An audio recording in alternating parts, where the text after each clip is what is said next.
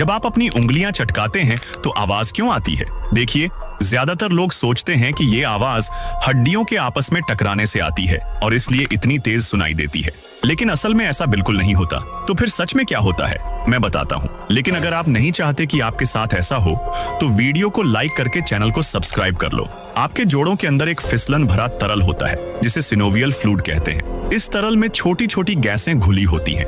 जब आप उंगलियों को मोड़ते या खींचते हैं तो जोड़ों के अंदर दबाव बनता है और उससे गैस के छोटे बुलबुले बन जाते हैं। जब ये बुलबुले अचानक टूटते या घुल जाते हैं, तभी वही कड़क या चटक की आवाज पैदा होती है।